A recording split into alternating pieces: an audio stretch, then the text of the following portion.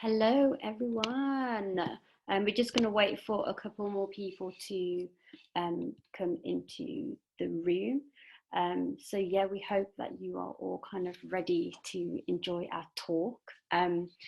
So today we're kind of exploring on the Settee, which I'll kind of go into more. And we're kind of, in the first kind of iteration of it. So we're really kind of excited to kind of even open up the floor and kind of have these really wonderful conversations. So I just want to welcome you all to the first talk in the series of On the Settee. We hope you're all okay, considering that we're in these really strange, uncertain times that is COVID-19. I just wanted to kind of welcome you not only to the Settee, but also to the front room, which is the beginning of an ambitious, long-term neighbourhood platform in Birmingham. And, it's about it being designed and grown and owned by local communities. Currently we're online, but obviously, when we get to kind of go back to our physical dreams of making this work again in a safer way, and then we'll be doing that too. But, we're kind of really excited as a team to even be able to launch it online. It's like amazing. So I just wanted to give you a little bit of an insight into what On the Settee is. So in the front room, the Settee offers a place of sanctuary, a place where you can almost take a load off. And on our Settee, you will discover conversations that will kind of slot into your day, like a catch up with an old friend, or like your favorite song, or something that makes you feel at home and open, yet vulnerable, but connected with yourself and others. So, the Q&A for this talk is open throughout the whole talk. So please, if anything we talk about kind of set something off for you and you want to offer a question to Navi, please just feel free to do that anytime throughout the talk. I'm your host. I'm Danni Ebanks-Ingram, also known as Zazu, also known as Zaz.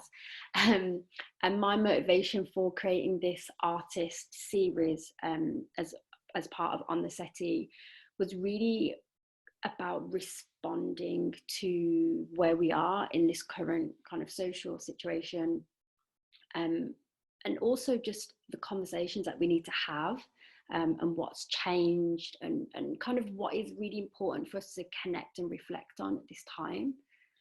So today I'll be speaking to Navi Kaur. Hello. And I'll be speaking to Navi about their practice that comments on the migrant experience, specifically around kind of journey, environment, storytelling and documentary.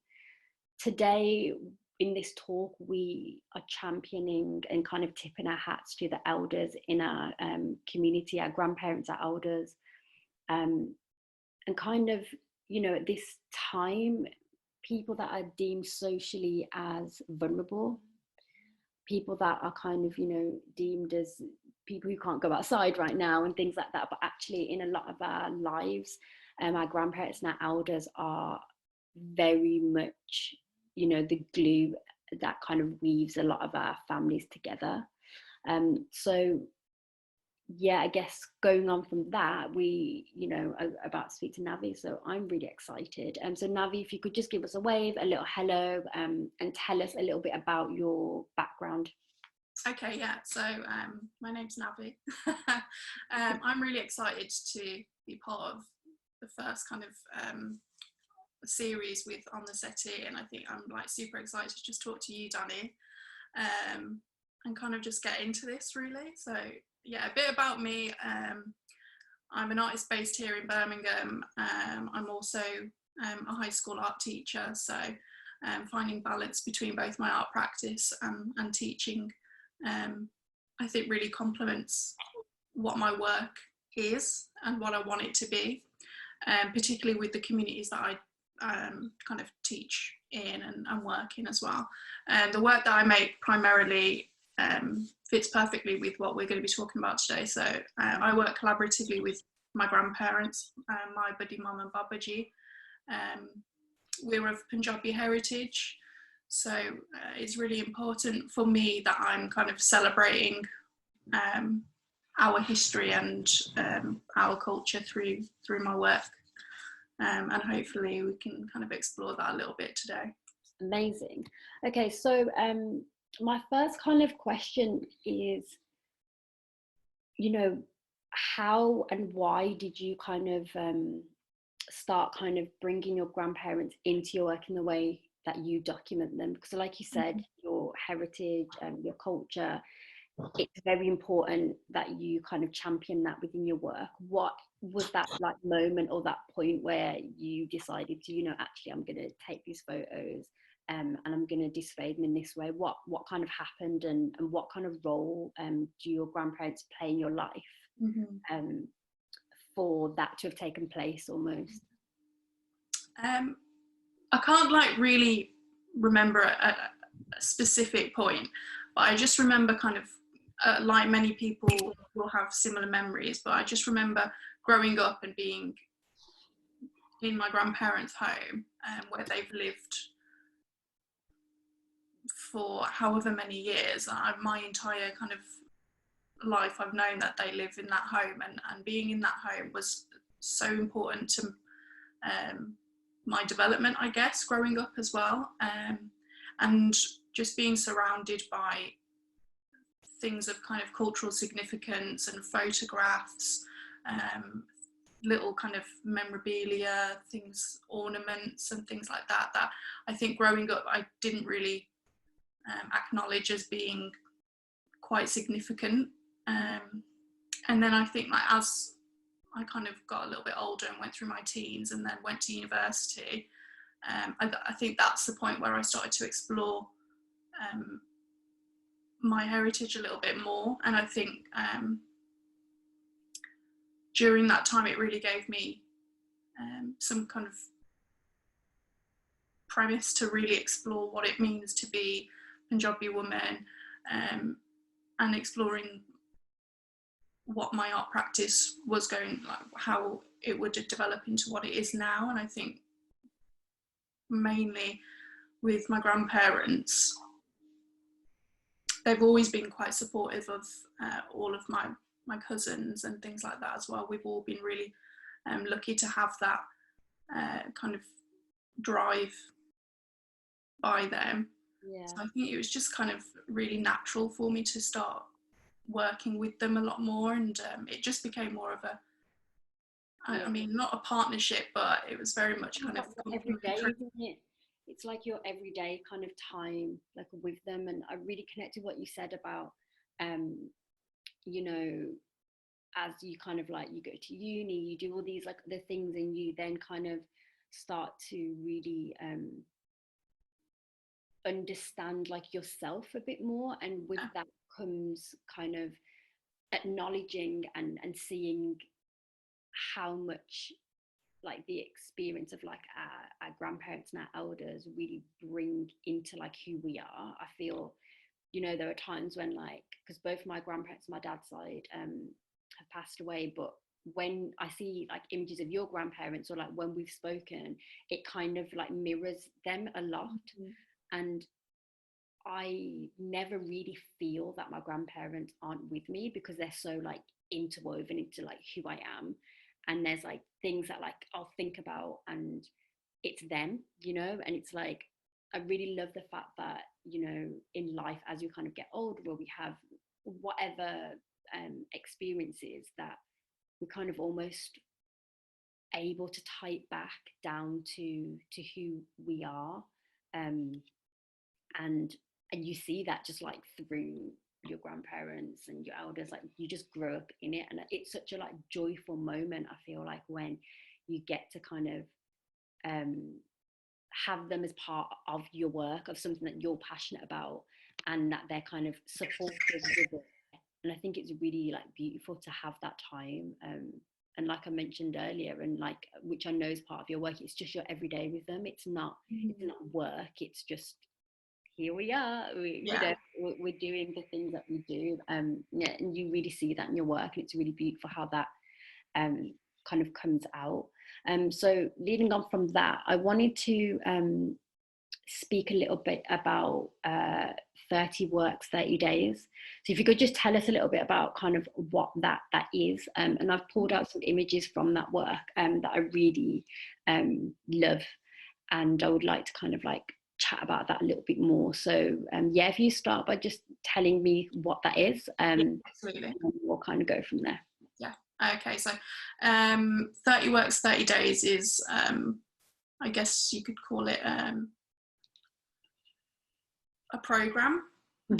I'm not the best person to kind of talk about what that is in its terms, but so it's created by a kind of arts curatorial group, 12O Collective, who I think they're all based down in London, and I met the organisers of that like a year and a half ago or something, and after kind of like following them, I saw that they had been doing this for a few years, and it was kind of a bit of a support system for artists to be in that creative mindset. And I think at the time when I kind of signed up to do it, I was doing my PGCE, so I was kind of like massively stressed with that, trying to get through the year, and I didn't think I'd be able to get through the week, through the month, sorry, if I'm being honest. But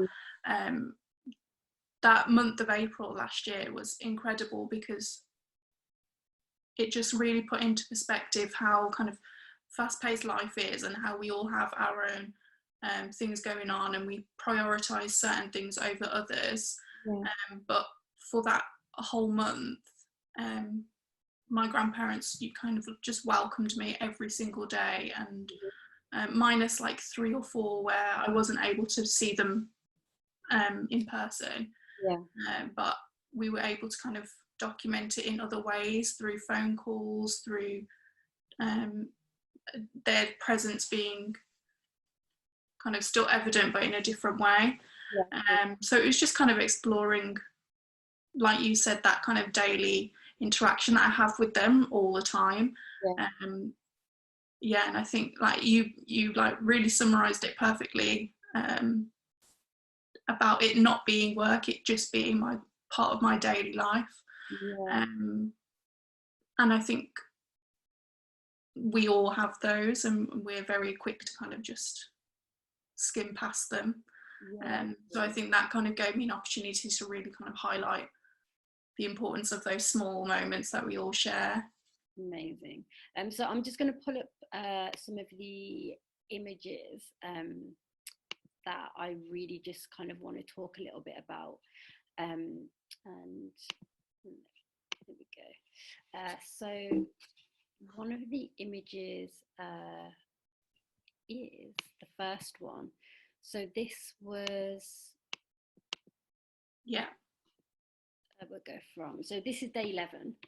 And there's something in this which I just love in terms of process and ritual almost. So this is one of the images that I pulled out because it's one of the images that you're starting to use, kind of like layering on top of each other as well. And it kind of feels like process is in there, if that makes sense. Like you're showing the process of this meal. And another thing is that this meal is something that I literally used to have like every weekend. Like my grandparents would always make this for me. And there's this kind of idea of like ritual within that as well. And I really love kind of like how your like buddy mom is saying, oh, like, you know, I made this thing, I was thinking what should I eat, and then I made this, like, and then I've made it like for myself, and I've made it again, and now you're here, you know. And there's something that's so telling about that. And to be honest, the way it's depicted, it just feels very honest. And I think that's a lot of what I feel with your work, that honesty just comes out. And this is the type of thing that is like routine, the everyday, and I love that. And it's just something that really made me smile. I saw it and I just thought, you know. So what I kind of wanted to ask you about this is these kind of do you feel that like part of this process, and like this day in particular that you took this, what is it that like made you document this particular thing? What was that about for you? Mm-hmm. I think like when I kind of think about that whole month, I don't think I was even really kind of being drawn to anything in particular. Mm. And I remember just kind of starting conversations, like I'd kind of walk into my grandparents' home, and my buddy mum was just doing it like Mm. straight. So she was in the kitchen, she came to answer the door, let me in, and then carried on as normal. Yeah. And the way that she is, and her kind of character is just to kind of embrace you and kind of welcome you into whatever activity it is that she's doing. So like throughout my childhood growing up, we, like myself, my cousins, my family members, we'd just be in that home, and naturally we'd just be drawn to whatever my grandparents were doing. Like Yeah. if it's kind of, if we're like peeling potatoes, blah blah blah, we'll all just chip in and do that. And it was very much kind of like documenting that process, like you said, which And just like just such a natural thing. yeah, and do you think that kind of sharing, kind of, I'll use the word responsibility, and I guess it is a little bit of responsibility, but I guess it's also sharing part of yourself. Is Mm-hmm. that something that you like have kind of like embedded with your relationship with your grandparents? Is that kind of that sharing, that kind of um no, it's like you're not holding like a one burden, like no one is just going to sit there and have to just peel all these potatoes and it's a chore, but actually it's like this shared thing that kind of makes it more beautiful in a way, because no one, it's not a chore. So do you think that kind of yeah, do you think that is built into kind of your relationship with your grandparents, this idea of sharing? Yeah, 100%. And I think like that could be said for like wider community as well. Mm. And I think that's something that's shared regardless of background. Um, but if I'm just thinking about them specifically, that's just been like part of life really growing Yeah. up, and we're always like, if they need help with something, or you know they need to go to the shops and they need a car to get there, like that's just what we do. Yeah. um yeah, and I think like you've just touched on um me kind of sharing this quite openly, Mhm. and I think I kind of really enjoy the vulnerability that I'm able to kind of explore and put out, because I, as you've said, like people just find like resonance with it, um, with these kind of everyday mundane Yeah. activities. But And I think as well, like the resonance also comes from I think the naturalness of it as well. I think a lot of people with their relationships with their grandparents, sometimes there's like, areas, or maybe we feel that we have to be more performative sometimes, or whatever. And I think your work kind of grounds all of that together in the sense that you are sharing yourself, they're sharing themselves with you, and there's this real honesty in the work. And I think that kind of resonance actually makes it touch a different place, I think, because there's this idea of like voyeurism in a way, because you're looking, someone's looking in at your work, but you're also like allowing that like totally, and that freedom. And I think because that flows through your work, it's almost like this relationship like with your grandparents almost feels like people can look at that and be like, oh, I feel that with my grandparents. So there's just something that is speaking to people um in a way that is like just very allowed, we're allowed to do that, we're allowed to feel that sense, and it kind of goes back to this whole bigger picture of like the front room and how the settee kind of fits into there, because it's just like the front room, there's parts of it that like you're allowed to be part of, and this feels like that, and your work almost feels like that, and I think it's a really, yeah, it's a really beautiful way. And it's kind of interesting that this one picture can make us think and feel all these things, you know. Okay, so I'm going to go on to the next slide. So this is day 17. Yeah. So this one says, never let a white person write about your work.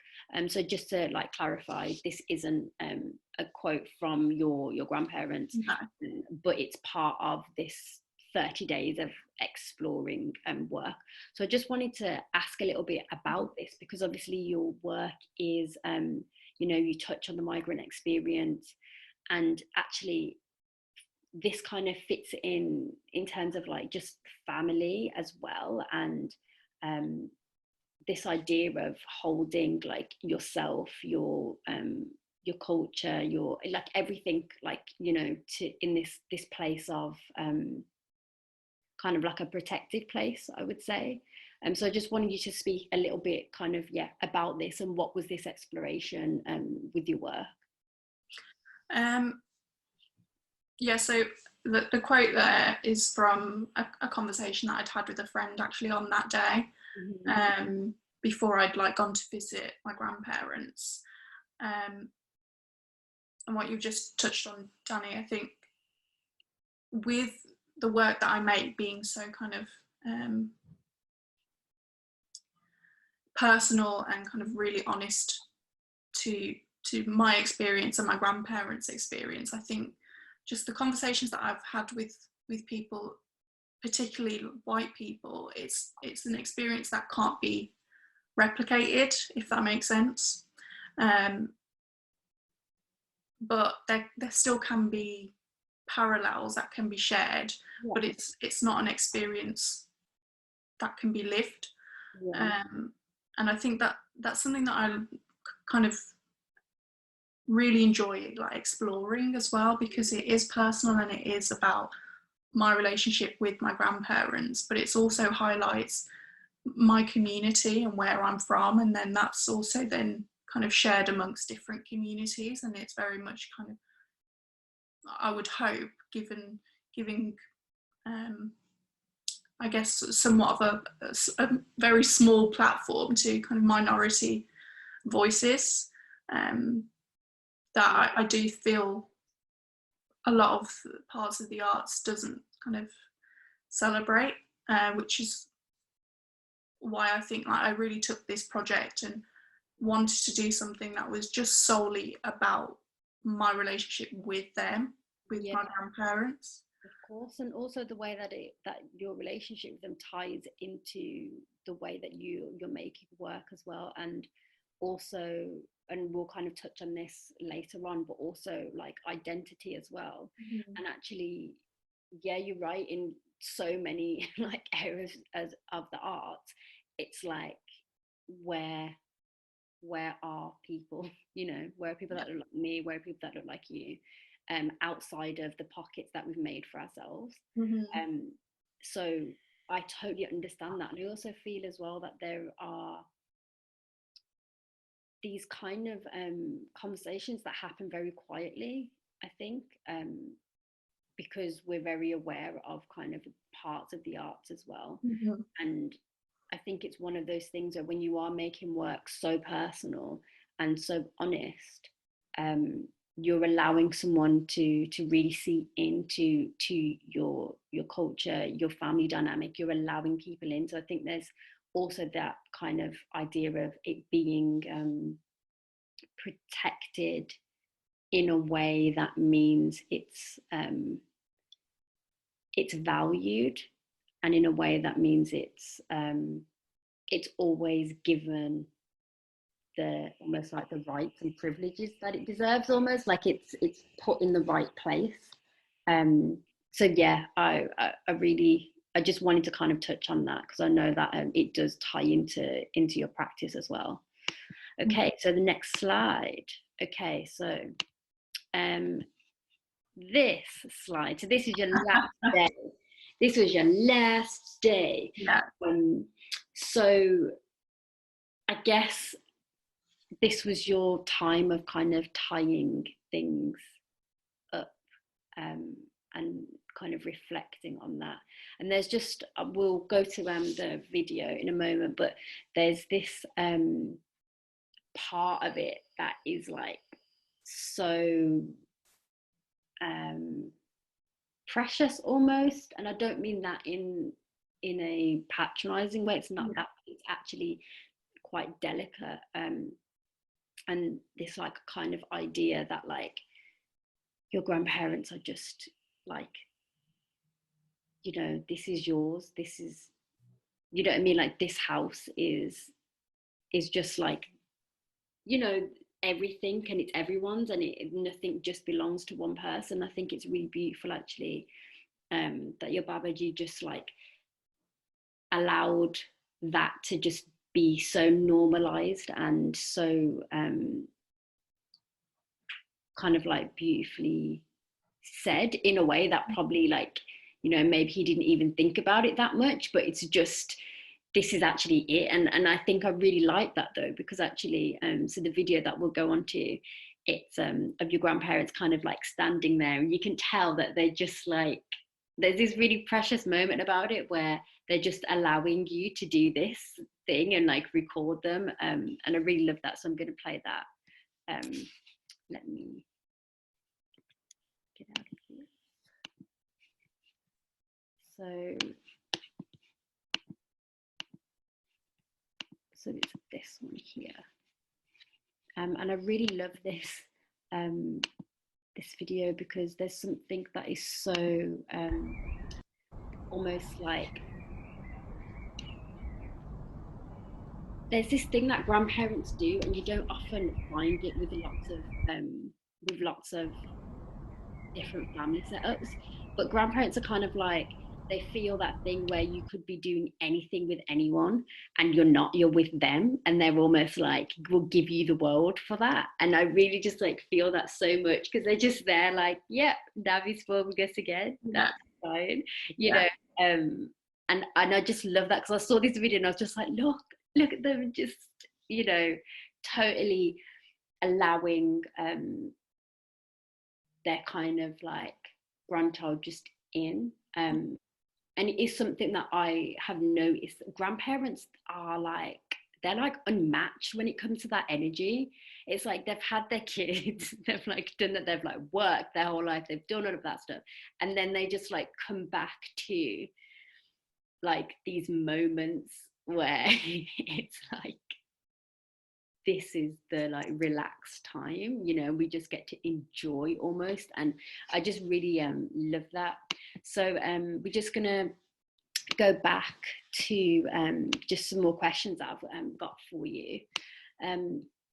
So one thing is that there's this like place where you almost show us how like what it's like to be around your grandparents. And I say it's a place, it's a small documentary, and it's called Finding Space in Faith. And we'll show that. And I think what's really beautiful about it actually is that you see these really delicate moments, even of like your body mom kind of like looking back and like checking you're there, and almost like just, you know, just making sure that like you're fine, and everything's kind of like on the right path, I guess. But you really see these like delicate moments, and it's almost like sharing that through film as well. It's not just that you're sharing it, but it's the fact that it's through film and not photography. There's something that does something very different there, and I really find that it just kind of touches a certain type of place. But just before I show that, I just wanted to ask you, I kind of give a little bit more context. So firstly, the film is it's a documentary where you're kind of in Punjab with your grandparents, right? Yeah. So one of the questions I have is, having that time with them, were there any moments where you felt like your connection was like heightened or grounded? Was there anything that kind of really, you know, there was just something that almost like connected you together. And if you could talk a little bit about that. Yeah, so the whole kind of like journey with that was something that I hadn't really experienced. Like, I'd never visited India. I'd never been to Punjab before. I'd never been to my grandparents' home and their villages. So when I had the opportunity to do that, I was just like super gassed, like so excited to go. And I was being supported. I was doing my MA at the time, and I was being supported by my tutors, and I was just really grateful that I had the time to be able to do that with my grandparents, because I just couldn't imagine doing it with anyone else. My first time like traveling home to their home with them. I think like one thing that just honestly is just the sweetest thing.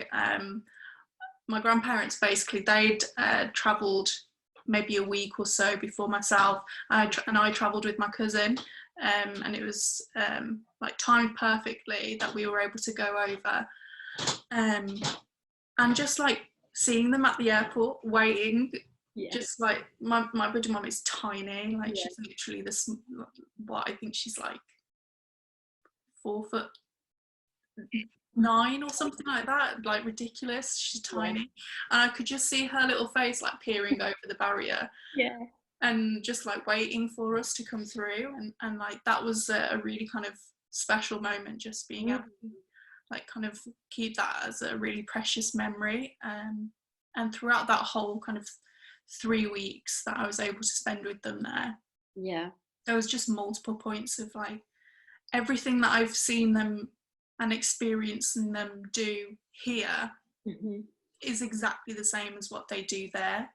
Like, they don't change themselves, they don't alter how they kind of interact with people and their friends, family that they have, still kind of share the same just generosity and care that they have for everyone,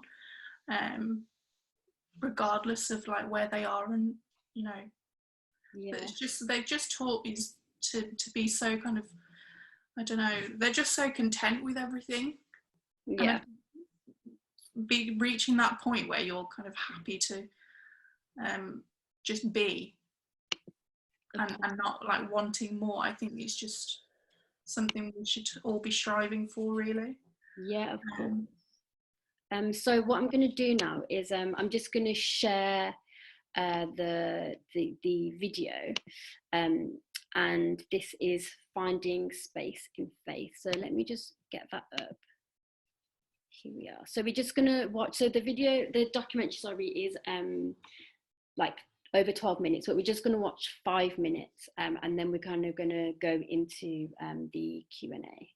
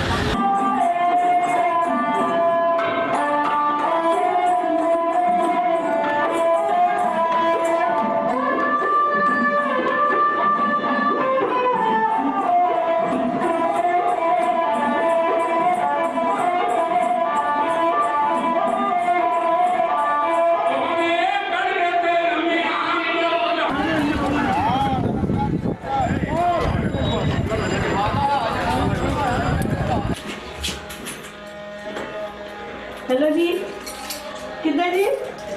ठीक है? सत श्री अकाल। Hello Glenn है? Hello बच्चे, हैं? सत श्री अकाल दीदी।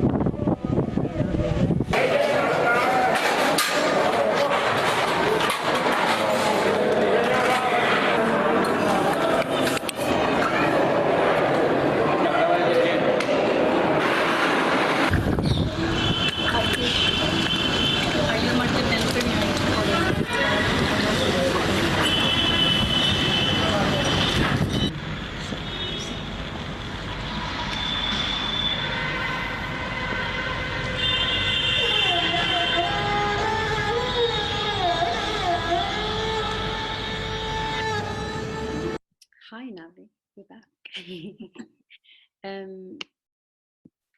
That video, that documentary is really moving for me. Like, even just watch it now, and I've watched it so many times before. Like, my my heart feels full, like my chest feels full. You know, I feel it's like so many different things, and it's like it's interesting because ultimately that's like not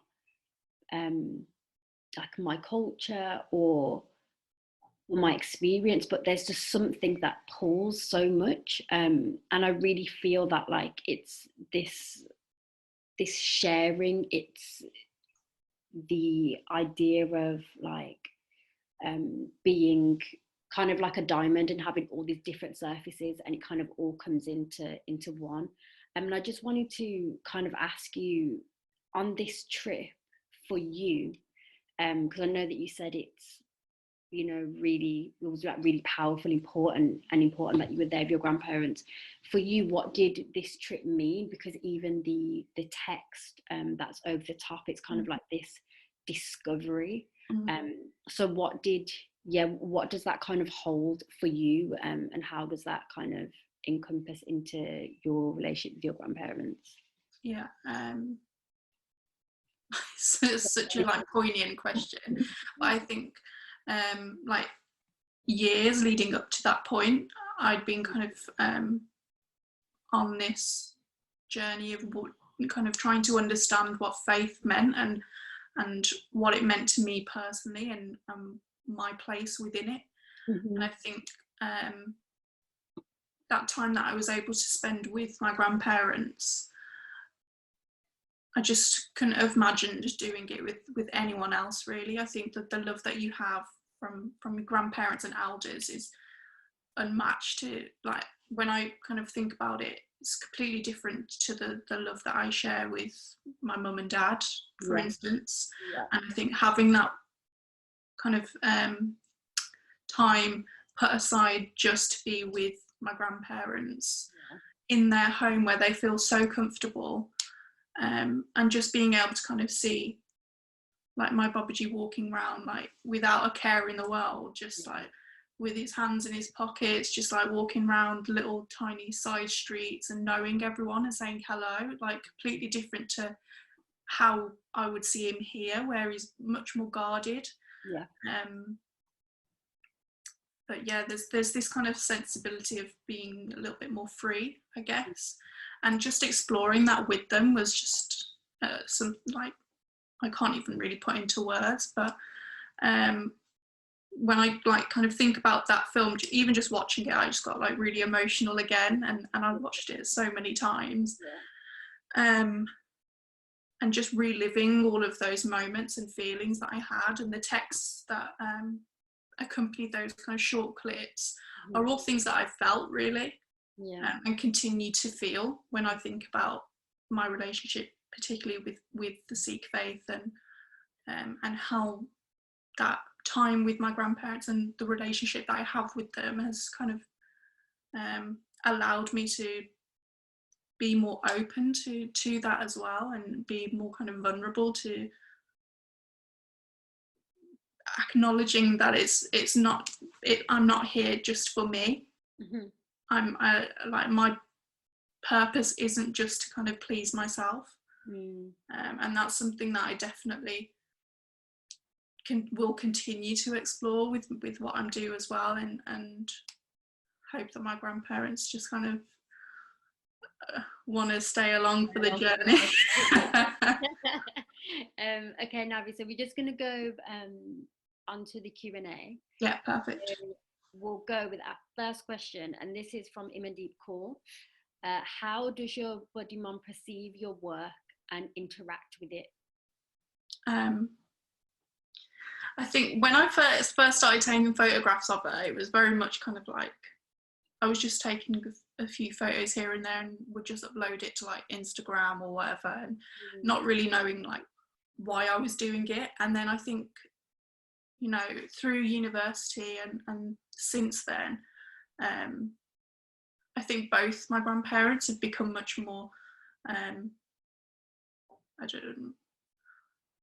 definitely more open to me just being in their space, and being quite intrusive at times, like, but being happy to have that vulnerability with me, I think just is incredible. And I'm so fortunate and lucky to have that with them, and that relationship that I like really kind of crave.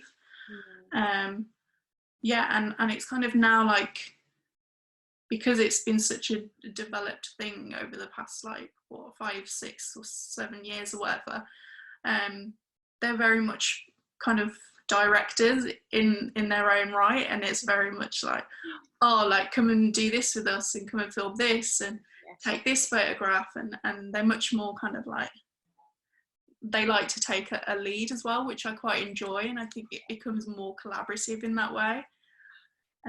Amazing. So it's kind of like they know that, like, maybe they're going to the allotment, or maybe they're doing this thing, and like, Navi, come and like, along, let's kind of do it together. That's so beautiful.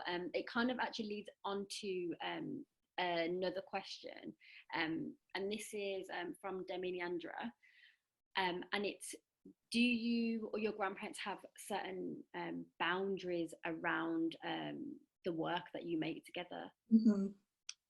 I think when I think kind of specifically with, I mean, both my grandparents, I do obviously respect if they've asked me not to do something, and that they've not kind of specifically asked me, oh, please don't share that photograph, or don't share that video, or whatever. Like, those are really important memories, and that we're making together, and those are things that I will kind of like just keep between me and them.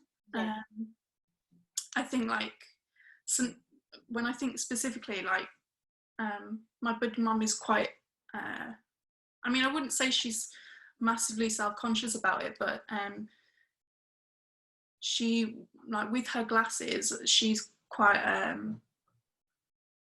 like, she just won't leave the house without her glasses, and I think that's something that has been part of her life, like, growing up as well.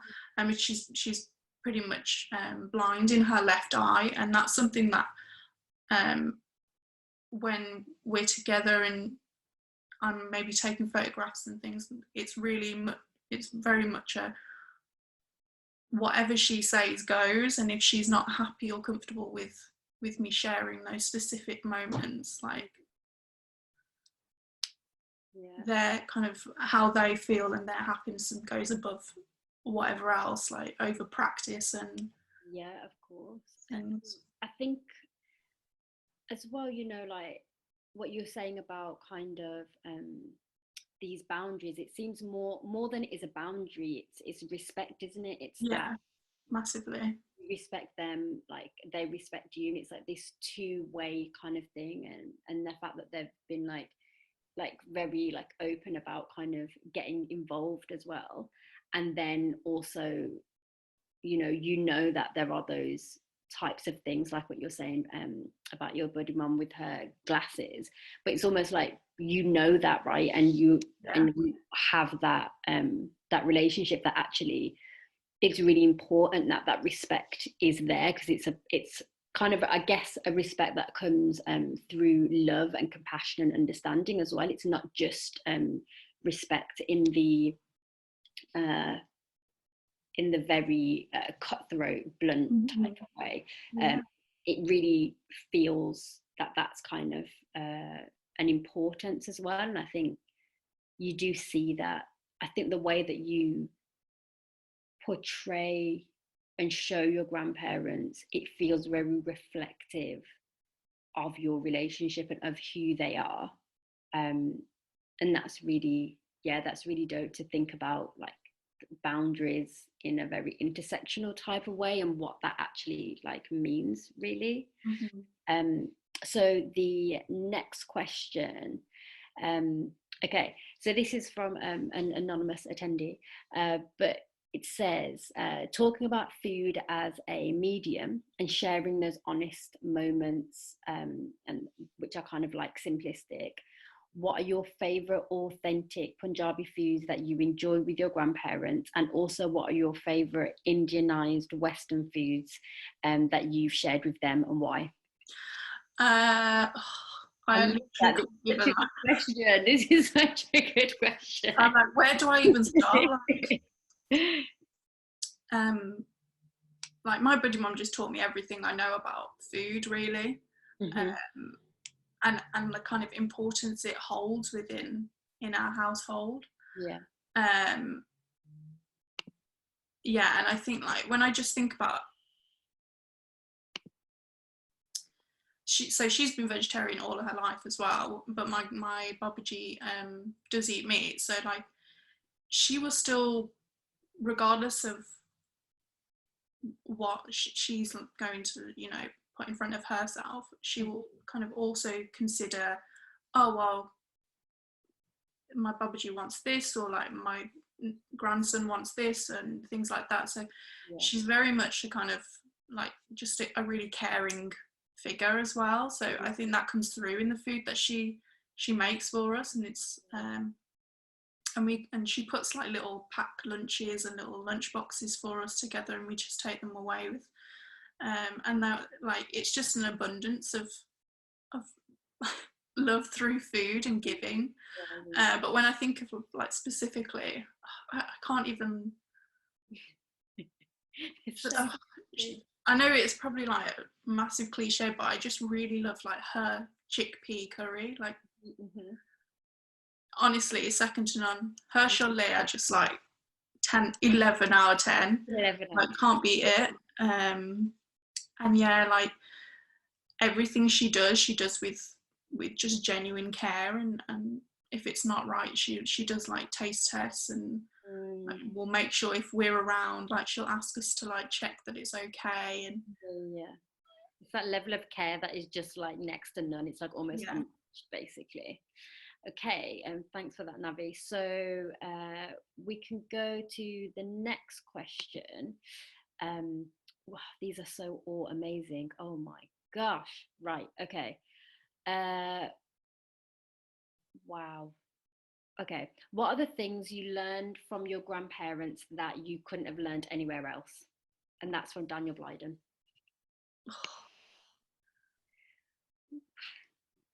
I think a lot of kind of characteristics that I have, are kind of just passed down by them.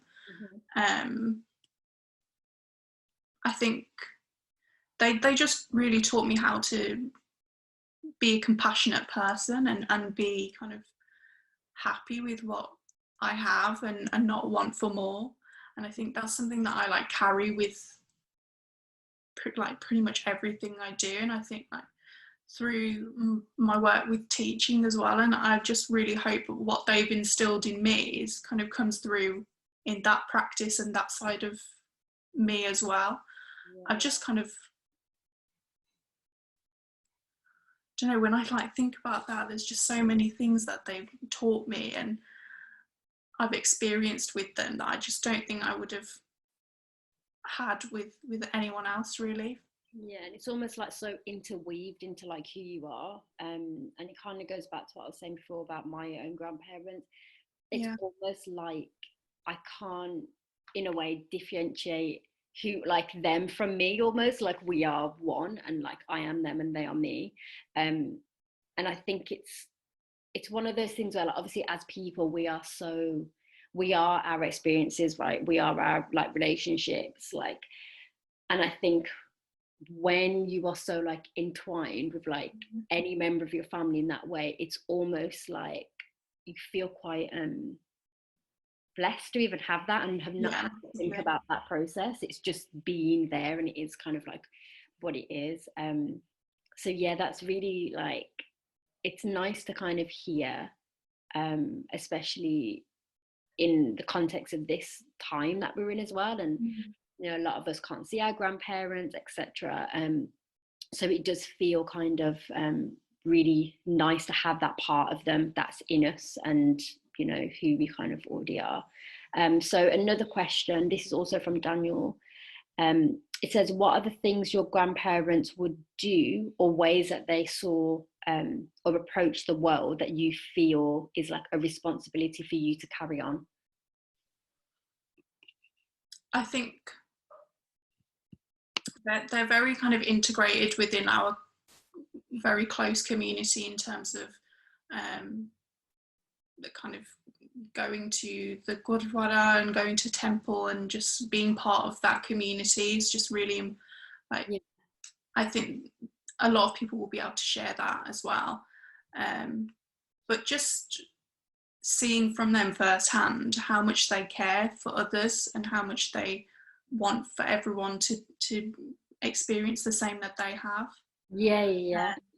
That's just something that I know a lot of people will be able to resonate with, but I think just specifically me, I think that's something that I want to kind of always champion really, that we should be, you know, looking out for one another regardless of like, of course, living compassionately, living kindly, living openly in a way that like, and I guess a big thing actually from what you've said is it's kind of about not being individualistic, isn't it?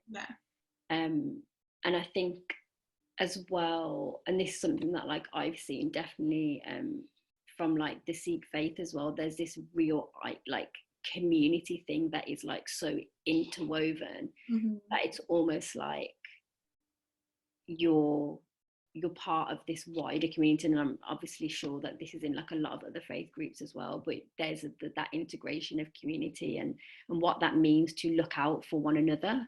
And I think that's a really beautiful kind of sentiment, especially right now when we are like all banished to being locked in our houses and, you know, we can't kind of see each other in that way. But it's kind of beautiful how people have been trying to kind of connect in different ways as well. So our next question is from Laurie Ramsell.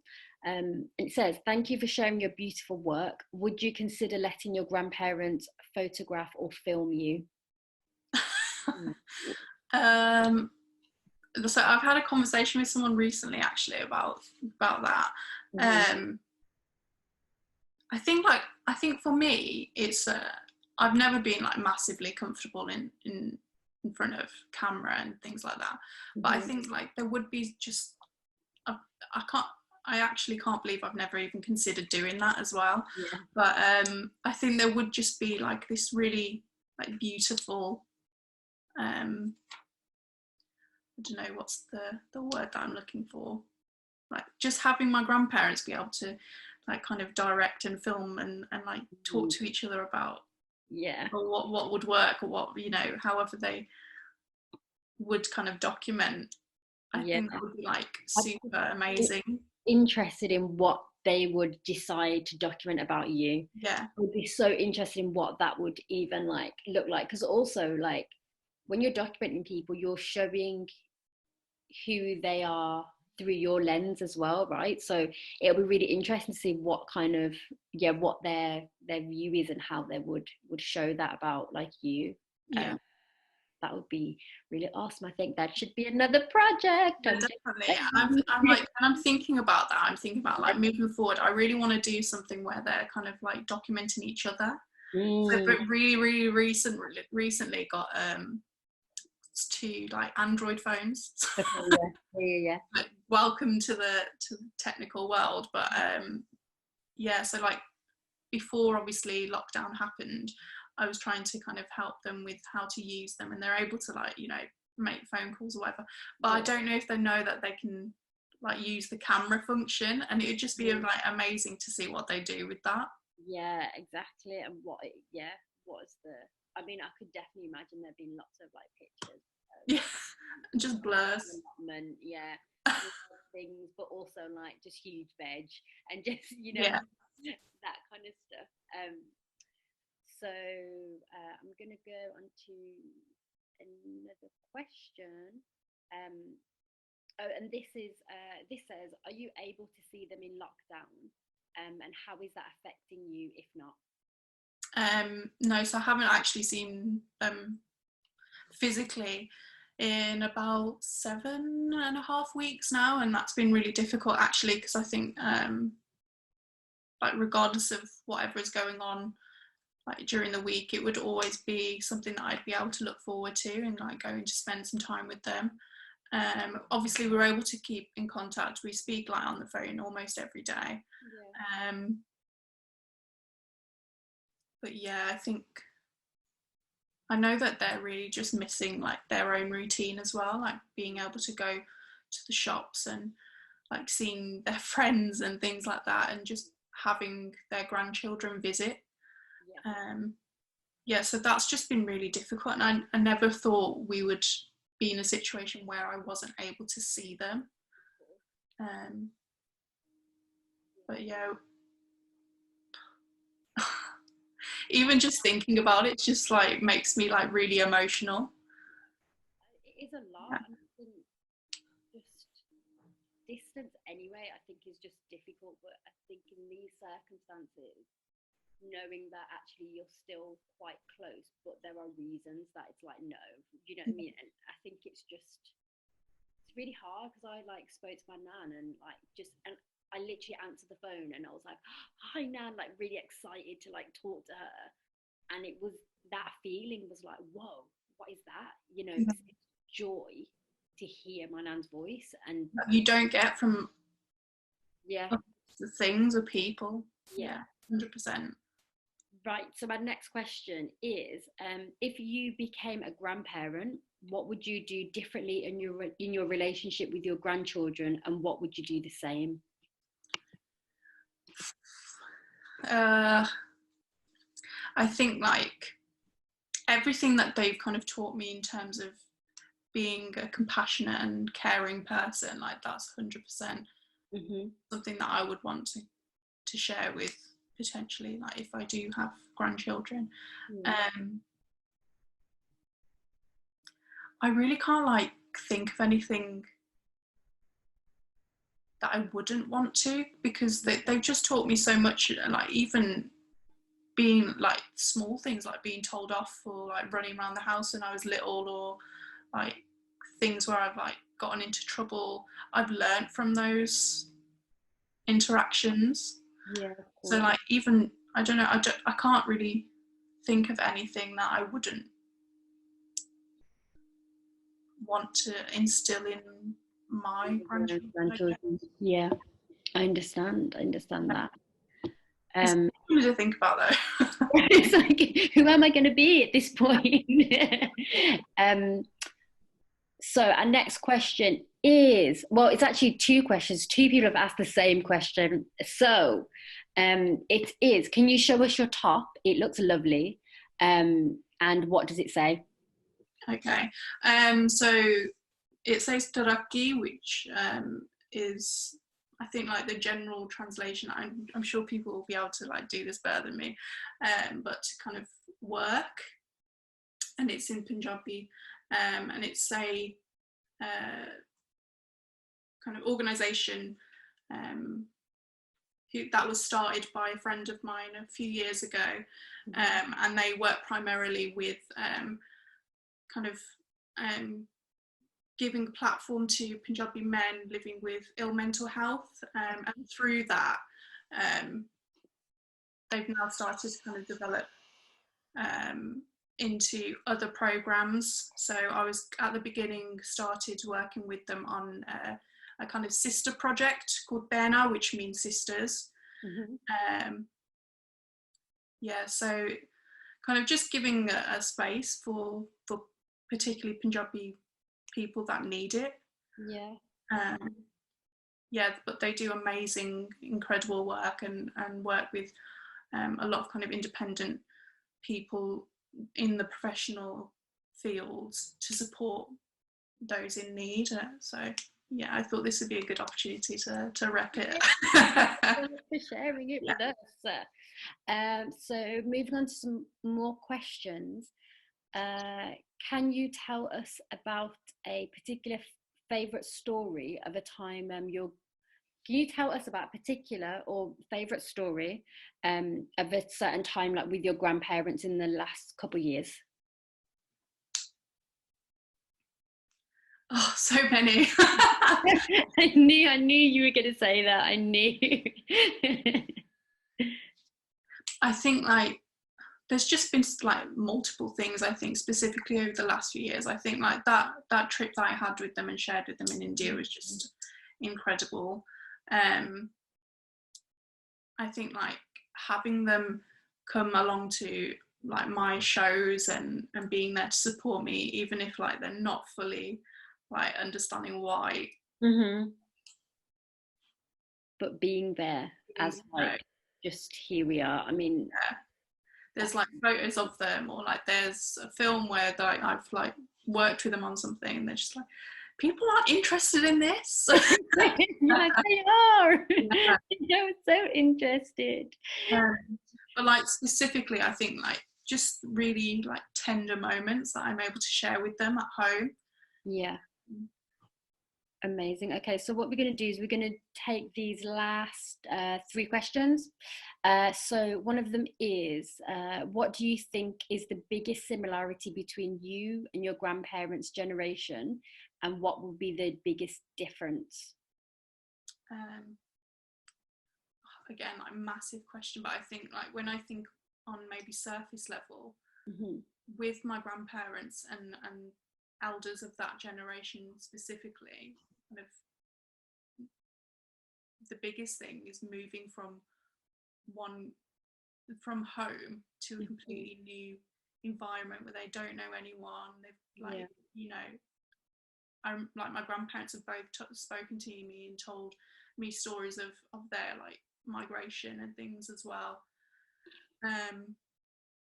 That's just something that I specifically, like personally, can't imagine experiencing. And I think that just really puts into perspective sacrifices that they've made for us to be here, basically. Yeah. That I totally hear that, and you really feel it as well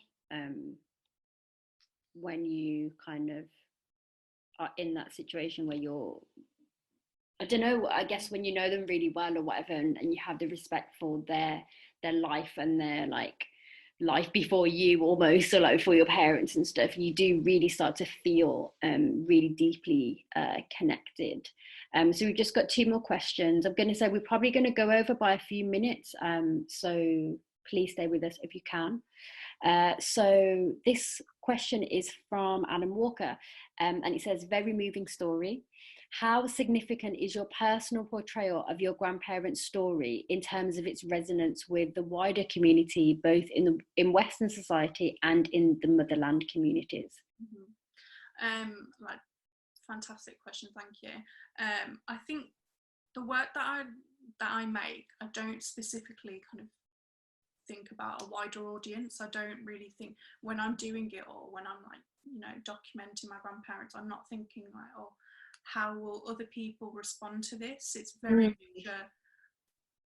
this is just something that I'm doing with my grandparents. This is something that I'm sharing with them, and it really like means something to me. Yeah. And kind of putting that together and it becoming something, and then there being an end point and putting it out to the world, and then seeing how people respond. I think,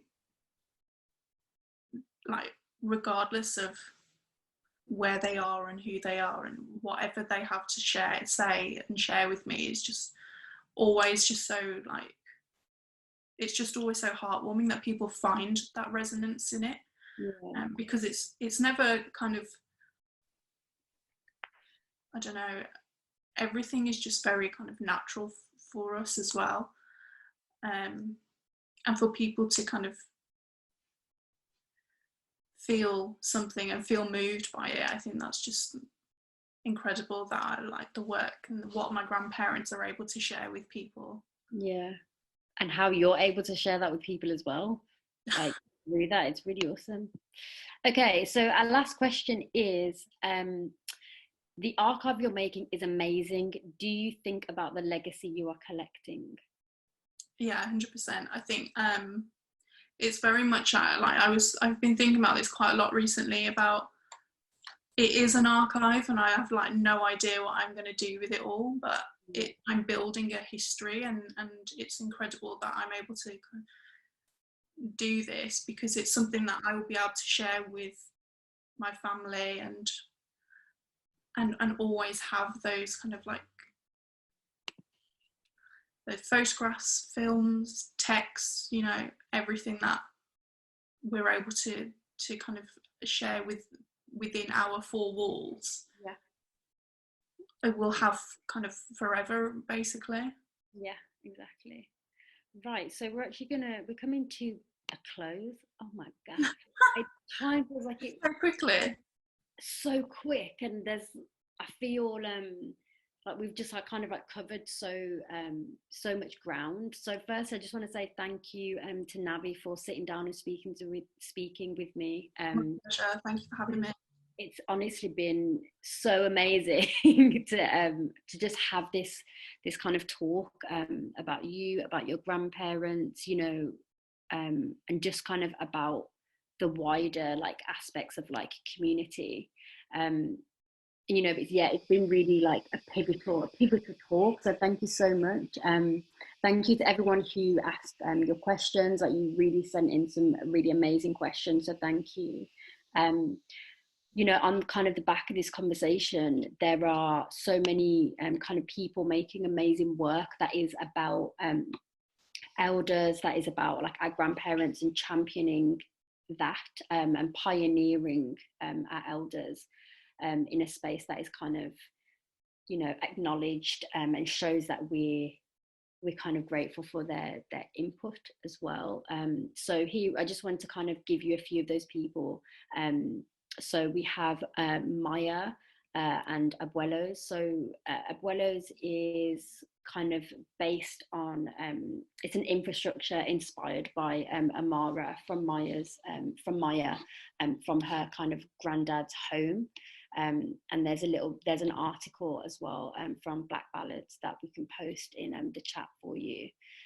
This Thursday, Myra having a conversation about valuing ancestry and elders too.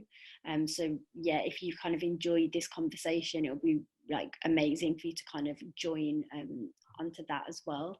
We've also just got like amazing people in this city, like Charlotte Holmes, Inez Elsa, who have been kind of doing all of this really interesting work for a long time as well. And you know, we kind of need to remember that like this work is like important and pivotal to us all as well. And we're just kind of, yeah, really happy to kind of have had these spaces and like this space today as well. And if there's anyone in the chat who has anything that like you want to share, like please do that now.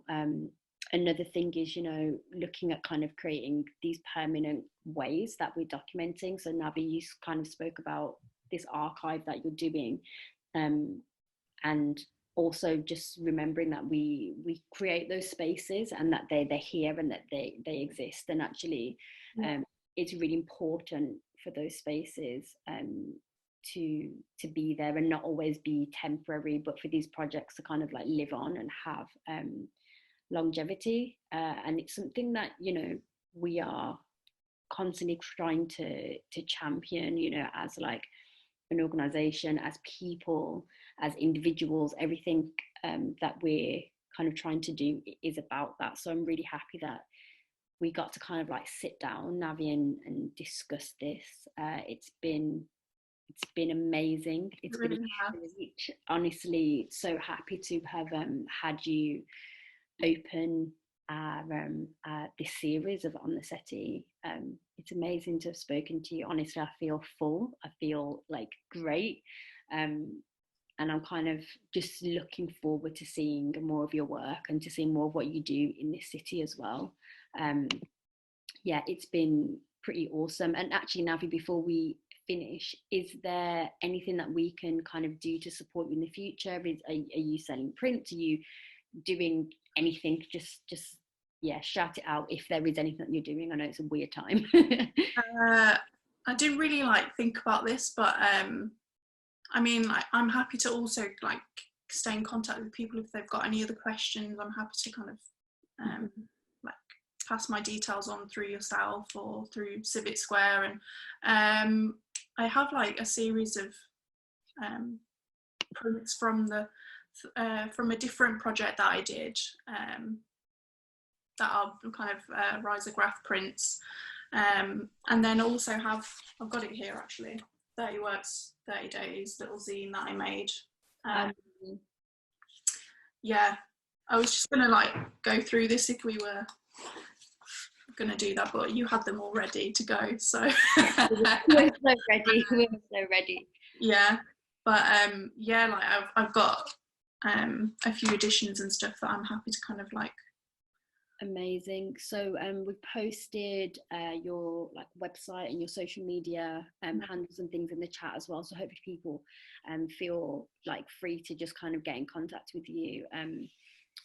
Yeah, and if kind of you liked some of those images that like I pulled up as well, that is from Navi's work, and that is up for sale. So please get in contact with Navi.